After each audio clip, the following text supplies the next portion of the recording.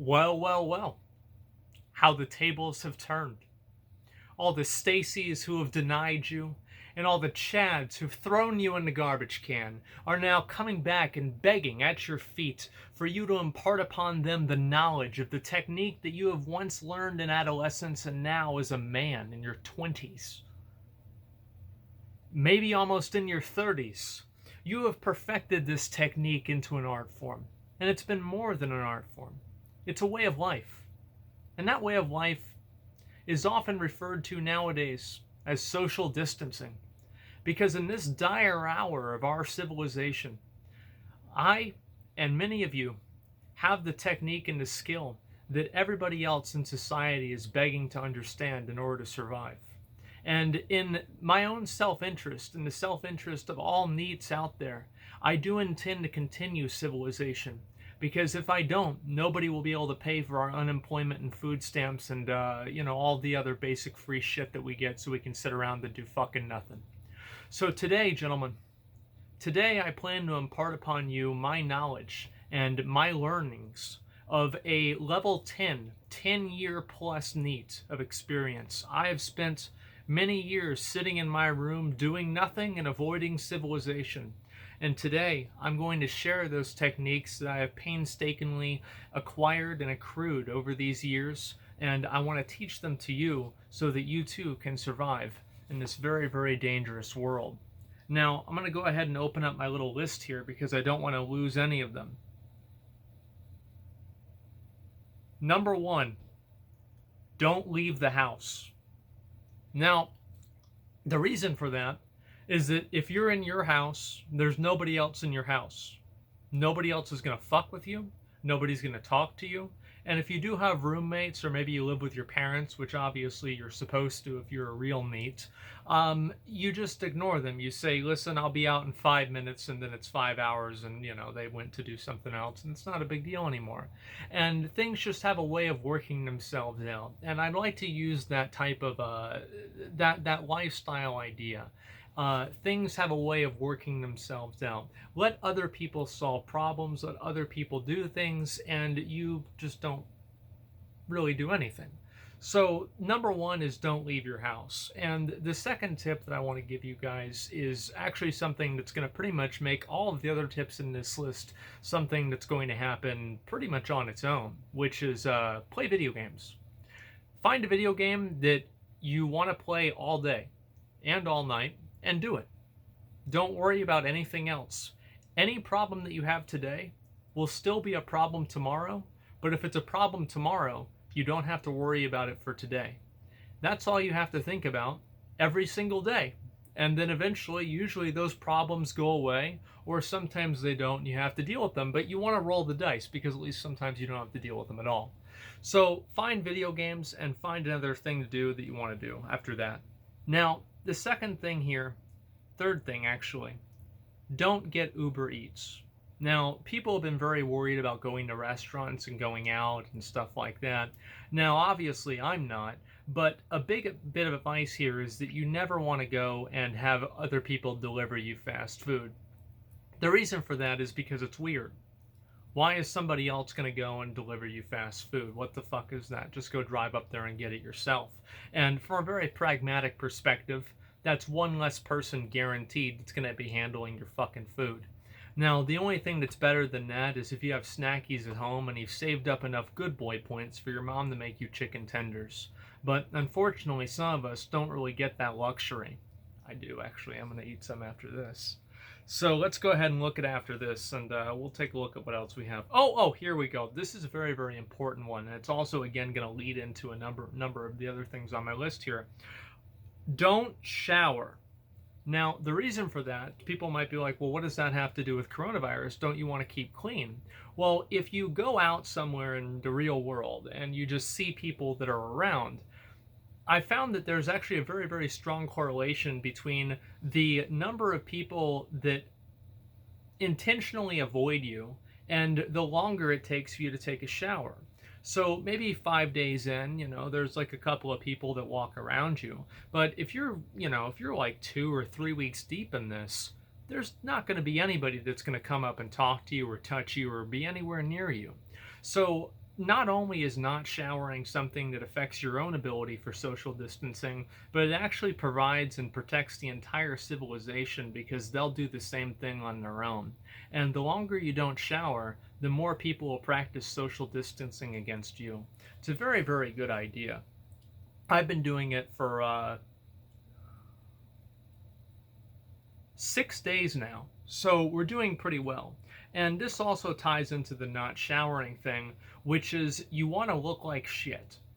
Now, the reason for that, see, I'm obviously way ahead of the curve on this, but the reason for that is that if you look like shit, then people, again, are not going to try to talk to you. There's going to be no one that's going to come up and put their hand on your shoulder and infect you with a deadly virus that could cost you your life.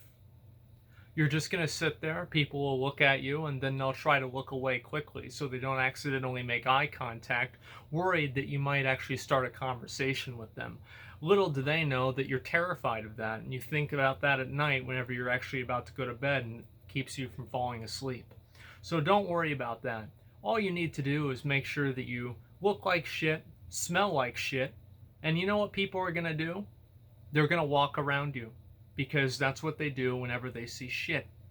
It's great. The next thing. This is actually something that I want to talk about, and this is another lifestyle thing.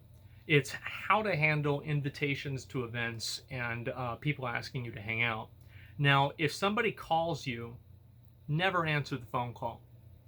Now, you can't get coronavirus through the phone, but it's just, it's very presumptuous. You know, they call you, they're like, oh, hey, you know, why don't you take time out of your fucking day to talk to me? Don't call people. If you answer a phone, like, calling somebody is like an act of dominance, because you're saying that your time is more valuable than their own, and you're going to control what they're going to do with their time. Don't ever let people call you, okay? Let them text you, and then you want to respond back within 24 to 72 hours. So you never want to respond back to a text on the first day you get it, because if you do that, then people might actually think that you're interested in talking to them, which is the worst possible outcome. And on top of that, if you do it within that window that I'm talking about, it's within the socially acceptable window that it doesn't necessarily tell someone that you hate them, but it also implies that you're not really interested in hanging out right now because you're busy. So that's a very, very big bit of advice. So if people do text you, just go ahead and let them know that, you know, you're not going to be able to make it, but tell them that the next day. So if they ask you for, oh yeah, do you want to come over to this party? Well, you know when the party is going to be, because maybe you got a Facebook invitation or something like that. Text them the day after and be like, oh man, dude, I was going to go, but... and just think of some stupid shit, right? My mom needed me to help her with some stuff, or I had to catch up on some work, or oh, I had schoolwork to do. I fell asleep early, man. Like, and there's always a reason. There's always an excuse. There's always a possibility that you know, you're gonna have an opportunity to give them a big bit of a good excuse to where they don't think that you completely hate them, because you don't hate them. You just don't want to leave the house. And sometimes in this day and age, it actually does help. Now, on top of that, I just wrote here, sex can wait, masturbate.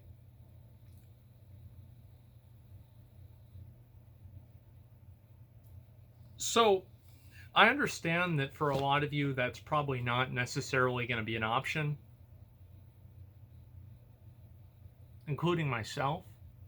So just don't worry about going out to bars and meeting girls or anything like that. And if you're actually following all the other things on the list, I wouldn't worry about that to begin with. So the main advice that I have to give to people is to, again, don't worry about leaving the house. Don't worry about answering the door. If somebody rings your doorbell, unless they ring the doorbell 3 times, I don't answer it. And then on the 3rd time I answer it, I get really mad and I tell them to leave. And that's really that's been working for me for a very, very long time. And I would impart upon you this knowledge. And this is something that, as I said before, I'm very, very well accustomed and accommodated to social distancing. And as NEETs, I think that we all are. many of us, of course, live in our room and play video games all day watching internet hentai porn. And if you tell anybody that, all the other social distancing is going to work itself out, no problem. So I wanted to impart upon you this knowledge. And all right, I was going to talk about what to do if you had a job, but I think that a lot of the people that watch my videos don't. So I'm just going to skip that part. Anyway, I wanted to give you guys this advice because I've been hearing a lot of information about this, and I feel like that 80s movie where it's the kid that was playing the arcade game, and the arcade game turned out to be a simulator to be a space pilot and save the world. And I feel like with social distancing, it's been the same thing with me. This is my opportunity to save the world by imparting knowledge upon you all that I have gathered for the last 20 years in terms of avoiding all social interaction and all conflict and all types of interaction in general. So I'd really like to say I appreciate you all watching this video, and I hope you all stay safe out there. And with my list, I think that you will. So that's pretty much it. If you can have any other advice, if you can think of anything else that I haven't thought of, put it in the comments below. I'm always looking for inspiration. So, that's it. Peace.